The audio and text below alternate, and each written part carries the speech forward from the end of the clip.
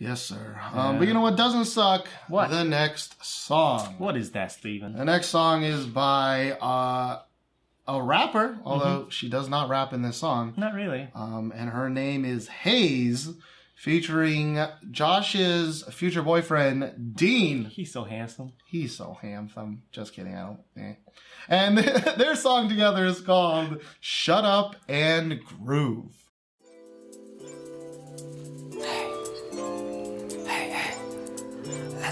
Oh, no, no, no. 밤 12시에 집을 가던 안 가던 떡볶이로 새끼를 채우건 말건 내 강아지가 잘 지내건 말건 신경 꺼져 내버려둬 갑자기 왜 그러는지 뭔 바람이 드셨는지 왜냐 밤에 전날 가시는지 흥미롭지만 버스는 떠났으니 Go 닥치고 그냥 groove 흘러가는 대로 굳이 말 안 해도 돼 Go away 너 같아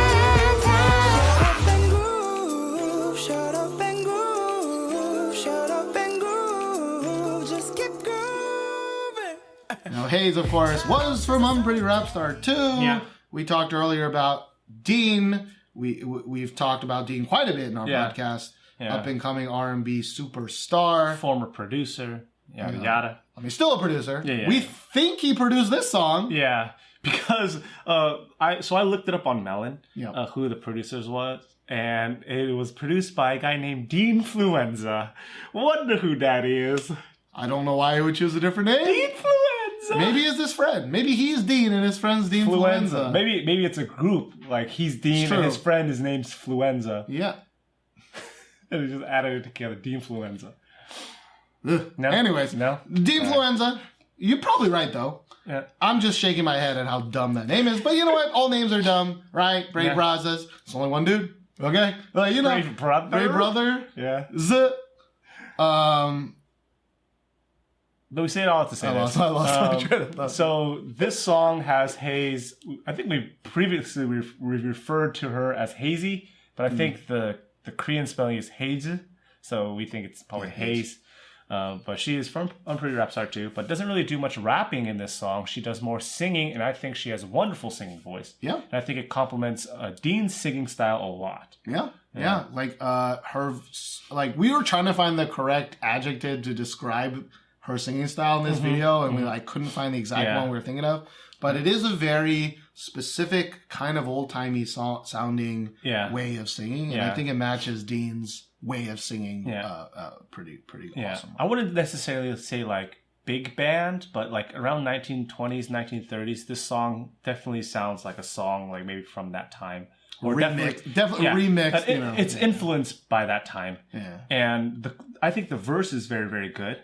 This is the only song where it's complete opposite from the other ones, where it's like the verse is freaking great. Especially Dean's first verse.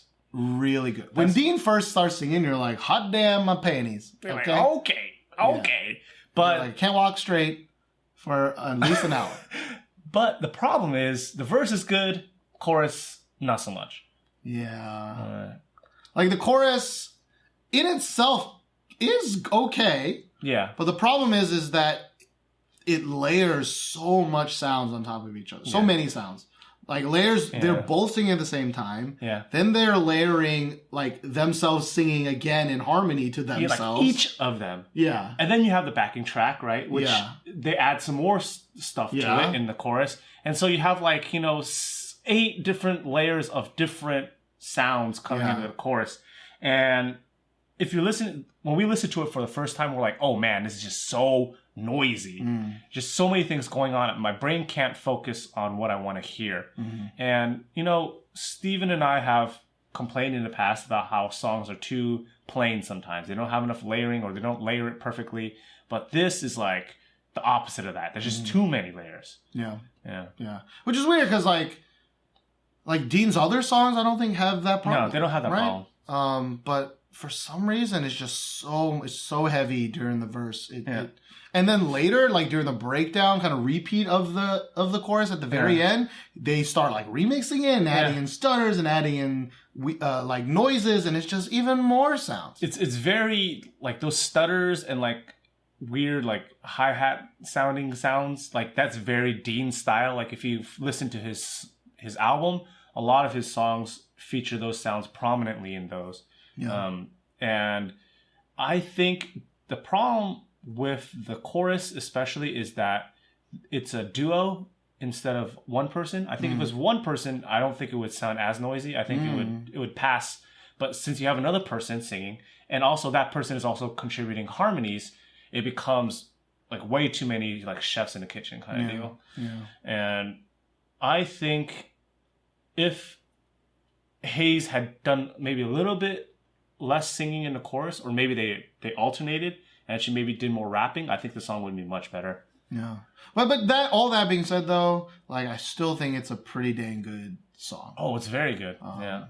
Like you know, if Josh didn't pick CLC, you said you might have probably picked this one, and I probably would have picked CLC. Yeah. So I think I just don't know. Like I really like I've had this problem I think with this year's music where like for example we went to Busan.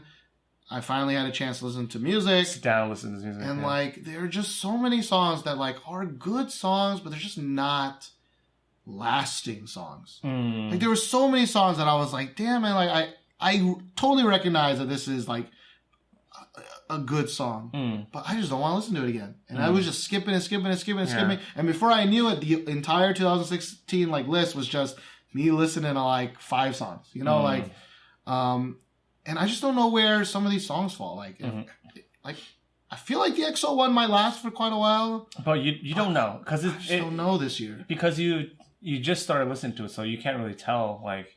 Yeah. A few whiles, you know. But I feel like for so many episodes, I'm like, I really like this song. I really like this song. I really like this song. I really like this song. And then a month later, I'm just like, you know. I actually have been the same way as you have with songs this year. It's kind of uncanny because when I was, maybe it was the other day when I was trying to listening, you know, to make a new playlist or listen to some songs, I was like, oh, I've heard the song a lot. Oh, I've heard the song a lot also. I've heard this song a lot also. And I'm just like, oh, well, that's really strange because, you know, I really, really like these songs when they came out, but like I'm already getting tired of them. Yeah. Which is, it's really sad when you think about it because in years past, maybe we might not have like a lot of good songs, songs that we considered good, but we still would say that year had a lot of like good lasting songs that we probably still listen to today. But this year, not so many of those. Yeah. I mean, but to last year, 2015, also the first half of the year was also very weak. Yeah. And then the second half of the year really picked up. But I think the overall quality of songs has gone up. Just the overall catchiness in songs has gone way down.